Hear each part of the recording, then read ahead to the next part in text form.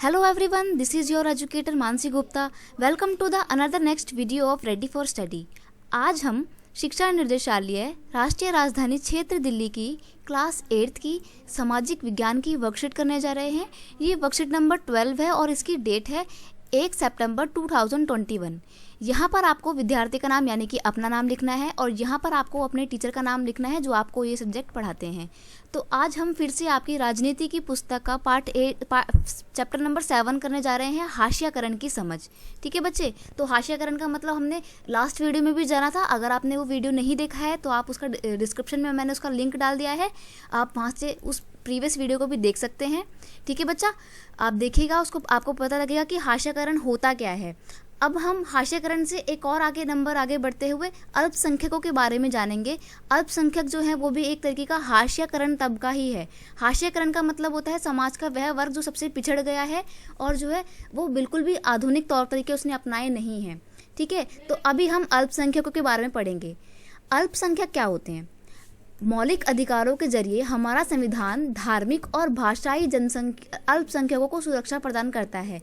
देखिए, सबसे पहली बात, अल्पसंख्यक कौन होते हैं? नाम से पता लग रहा है अल्पसंख्यक मतलब कम संख्या में. तो अल्पसंख्यक हमारे समाज का एक ऐसा वर्ग है जो संख्या की दृष्टि से अन्य लोगों के कंपैरिजन में बहुत कम है. ठीक है, इनकी आबादी जो वो क्या है, बहुत कम है. ठीक है, और इसीलिए जो हमारा संविधान है उसमें एक मौलिक अधिकार दिया गया है. मौलिक अधिकार का नाम है धार्मिक और भाषाई अल्पसंख्यकों के लिए विशेष अधिकार, जिसमें वो अल्पसंख्यक लोग अपनी शैक्षणिक संस्थाएं खोल सकते हैं. ठीक है, इसमें जो है जो अल्पसंख्यक लोग हैं अपनी संस्कृति का प्रचार प्रसार करने की कोशिश करते हैं. ठीक है, तो इसमें किसी प्रकार का कोई रोक नहीं है. ये अल्पसंख्यकों के अधिकारों की रक्षा करने के लिए अधिकार दिया गया है. लेकिन यह अवधारणा केवल संख्या के सवाल तक ही सीमित नहीं है. देखिए, अल्पसंख्यकों की बात अगर हम करते तो हम सिर्फ यही नहीं बोलते हैं कि उनकी संख्या कम है, बल्कि इसके बहुत से मतलब होते हैं. इसमें ना केवल सत्ता और संसाधनों तक पहुंच जैसे मुद्दे जुड़े हुए हैं, बल्कि इसके सामाजिक व सांस्कृतिक आयाम भी होते हैं. यानी कि अगर हम अल्पसंख्यकों की बात करते हैं तो उसका ये मतलब नहीं कि हम सिर्फ उसमें ये बात कर रहे हैं कि उनकी संख्या कम है. नहीं, हम उनकी सामाजिक, आर्थिक व सांस्कृतिक परिस्थिति और उसके आयाम के बारे में भी चर्चा करते हैं. ठीक है बच्चा, तो हम आगे बढ़ते हैं इसी को और डिस्कस करते हुए. भारतीय संविधान इस बात को मानता है कि बहुसंख्यक समुदाय की संस्कृति समाज और सरकार की अभिव्यक्ति को प्रभावित करती है. यानी कि संविधान भी ये मानता है कि जो लोग ज़्यादा होते हैं कहीं ना कहीं वो समाज को प्रभावित करते हैं, सरकार को प्रभावित करते हैं. क्योंकि जो लोग संख्या में ज़्यादा है, आगे जो है बड़े बड़े वर्गों में या जो भी ब्यूरोक्रेट्स वगैरह होंगे उन सभी पदों में कौन बैठे होंगे? बहुसंख्यक समुदाय के लोग ही बैठे होंगे. तो अल्पसंख्यकों को कहीं पे कोई अवसर नहीं मिला है. ठीक है, तो ये बात संविधान भी मानता है कि अल्पसंख्यक जो है वो कहीं ना कहीं सरकार की अभिव्यक्ति को प्रभावित करते हैं. ऐसी सूरत में छोटे आकार घाटे की बात साबित हो सकती है. यानी कि जो अल्पसंख्यक वर्ग हैं उनके लिए तो थोड़ा सा नेगेटिव पॉइंट है कि भाई कहीं ना कहीं उनकी जो उपस्थिति है ऊंचे ऊंचे तबकों पर, ऊंचे ऊंचे पदों पर वो कम है. और संभव है कि छोटे समुदाय हाशिए पर खिसक चले जाएं, और ये भी हो सकता है कि वो पिछड़ जाएं, यानी कि वंचित तबका, हाशियाईकरण का तबका बनकर रह जाएं. ठीक है, ऐसे में अल्पसंख्यक समुदायों को बहुसंख्यक समुदाय के सांस्कृतिक वर्चस्व की आशंका से बचाने के लिए सुरक्षात्मक प्रावधान की जरूरत पड़ती है. यानी कि देखिए, अब समाज में बहुसंख्यक वर्ग अपनी अपनी चलाएगा, तो ऐसे में अल्पसंख्यक लोगों को सुरक्षा प्रदान करनी पड़ेगी ना, ताकि वो भी अपनी संस्कृति को बढ़ा पाएँ, अपनी संस्कृति को फॉलो कर पाएँ, ताकि उनके ऊपर किसी अन्य बहुसंख्यक संस्कृति का वर्चस्व कायम ना हो पाए. ठीक है, इसके लिए संविधान ने कुछ सुरक्षात्मक प्रावधानों की जो है सुरक्षात्मक प्रावधानों को अपनाया है. ये प्रावधान उन्हें भेदभाव और नुकसान की आशंका से बचाते हैं. ठीक है, कुछ परिस्थितियों में छोटे समुदाय अपने जीवन, संपत्ति और कुशल क्षेत्र के बारे में असुरक्षित भी महसूस करते हैं. अब देखिए, जो छोटे लोग हैं कहीं ना कहीं वो अपने आप को लेकर ना, क्या अपने जीवन को लेके, अपनी संपत्ति को लेके, अपने कुशल क्षेत्र मतलब जहाँ पर वो रहते हैं, अपने उस क्षेत्र को लेके असुरक्षित महसूस करते हैं. कि असुरक्षित वो इसलिए महसूस करते हैं कि भाई कहीं कोई बहुसंख्यक वर्ग आके हमारे ऊपर दबदबा ना कायम कर ले, अपनी दादागिरी ना चलाए. ठीक है, तो असुरक्षा की यह भावना तब और बढ़ जाती है जब अल्पसंख्यक और बहुसंख्यक समुदायों के बीच जो संबंध है वो कैसे होते हैं, तनावपूर्ण होते हैं। तनावपूर्ण मतलब थोड़े से लड़ाई भरे होते हैं। तो ये संभावना यानी कि असुरक्षा की जो भावना है वो तब और बढ़ जाती है अल्पसंख्यकों और बहुसंख्यकों के मध्य में। ठीक है बच्चा। संविधान में इन सुरक्षाओं की व्यवस्था इसलिए की गई है कि हमारा संविधान भारत की सांस्कृतिक विविधता की सुरक्षा तथा समानता व न्याय की स्थापना के प्रति संकल्पबद्ध है। अब देखिए, अल्पसंख्यकों को सुरक्षा किस लिए प्रदान की गई है? अल्पसंख्यकों को सुरक्षा इसलिए प्रदान की गई है ताकि समाज में, भारतीय समाज में उनका भी विशेष योगदान बना रहे।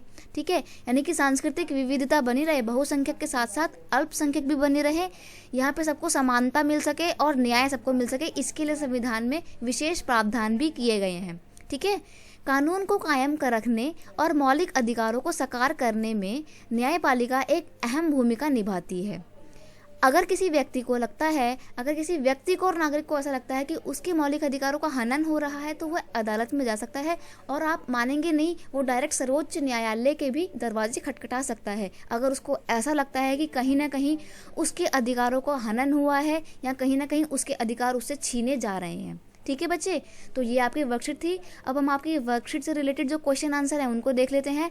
अल्पसंख्यक समुदाय से आप क्या समझते हैं? क्वेश्चन नंबर 2, अल्पसंख्यक समुदाय के हाशिएकरण की संभावना अधिक क्यों होती है? क्वेश्चन नंबर 3, भारत की सांस्कृतिक विविधता किस प्रकार सुरक्षित की गई है? क्वेश्चन नंबर 4, भारत के किसी नागरिक के मौलिक अधिकारों का अगर हनन होता है तो वह कहाँ अपील कर सकता है? तो इसके डायरेक्ट आंसर मैंने यहाँ पे लिख दिए हैं। आप चाहें तो यहाँ से कॉपी कर सकते हैं या फिर आप यहाँ से पढ़ के अपना आइडिया लेके खुद से भी अपने आंसर लिख सकते हैं। लेकिन याद रखिए, आपको आपके आंसर बिल्कुल सही तरीके से अच्छे लिखने हैं, क्योंकि आपको आपकी कॉपी के बेस पे मार्क्स मिलेंगे। ठीक है बच्चे, तो स्टार्ट करते हैं क्वेश्चन नंबर 1 से। अल्पसंख्यक समुदाय से आप क्या समझते हैं? तो अल्पसंख्यक समुदाय वह समुदाय है जो संख्या की दृष्टि से बाकी आबादी के मुकाबले जो है वो बहुत कम होता है। ठीक है। क्वेश्चन नंबर 2, अल्पसंख्यक समुदाय की हाशियाकरण की संभावना अधिक क्यों होती है? मतलब अल्पसंख्यक समुदाय जो है हाशियाकरण, एक तरीके से वंचित तबका क्यों बन सकता है, इसके बारे में बताना है। तो देखिए, अल्पसंख्यक समुदाय के हाशियाकरण की संभावना इसलिए अधिक होती है क्योंकि वे समाज में अल्पसंख्या में हैं, कम संख्या में तो हैं अल्पसंख्यक, अतः समाज में बहुसंख्यक वर्ग का वर्चस्व है अल्पसंख्यकों को जो हाशिए पर ढकेल सकता है। यानी कि कहीं ना कहीं बहुसंख्यक लोग अपनी दादागिरी चला सकते हैं और इसीलिए अल्पसंख्यक लोगों के हाशियाकरण होने का डर जो है वो बना रहता है। ठीक है। क्वेश्चन नंबर 3 है, भारत की सांस्कृतिक विविधता किस प्रकार से सुरक्षित की गई है? तो देखो, हमने पढ़ा ना कि संविधान में उचित कानून व सुरक्षात्मक दिशा निर्देशों को बनाकर भारतीय सांस्कृतिक विविधता को सुरक्षित करने का प्रावधान किया गया है या प्रयास किया गया है कानूनों को बना के। ठीक है। अल्पसंख्यक लोगों को सरकार एक विशेष सुरक्षा प्रदान करती है, उनके लिए एक विशेष मौलिक अधिकार भी है कि वो अपने भाषाई या शैक्षणिक संस्थाएं खोल सकते हैं। ठीक है बच्चे। क्वेश्चन नंबर 4 है, भारत के किसी नागरिक के मौलिक अधिकारों का वर्ण अगर हनन हो रहा है, यहाँ पे वर्णन नहीं, यहाँ पर होगा हनन हो रहा है, यहाँ पे हनन आएगा। ठीक है बच्चे, हनन हो रहा है, ये आप काट के हनन लिख लीजिएगा यहाँ पे। अगर हनन हो रहा है तो वह कहाँ अपील कर सकता है?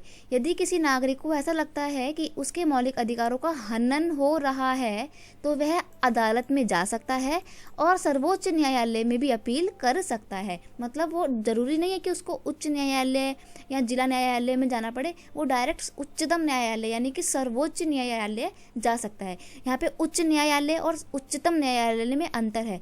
उच्च न्यायालय वो राज्य स्तर पे कार्य करने वाले न्यायालय कोर्ट होते हैं, अदालतें होती हैं, और सर्वोच्च न्यायालय या उच्चतर न्यायालय एक ही है जो पूरे भारत में एक ही है, वो भी नई दिल्ली में। ठीक है बच्चे, बस आपकी ये वर्कशीट इतनी ही थी, आपके 4 क्वेश्चंस थे। तो आई होप आपको सारे क्वेश्चंस के आंसर मिल गए होंगे। अगर आपको कोई डाउट है तो आप मेरे को कमेंट सेक्शन में पूछ सकते हैं। अगर आपको वीडियो पसंद आती है तो वीडियो को अपने दोस्तों के साथ शेयर कीजिए, चैनल को सब्सक्राइब कीजिए ताकि आपको अगली वीडियो की नोटिफिकेशन जल्द से जल्द मिल जाए। बेल आइकन को दबाना बिल्कुल मत भूलना। ठीक है, चलिए मिलते हैं नेक्स्ट वीडियो में। लाइक कीजिए वीडियो को, शेयर करिए और कमेंट करके मेरे को भी बताइएगा। ठीक है बच्चा, चलिए bye bye. Thank you so much for watching the video.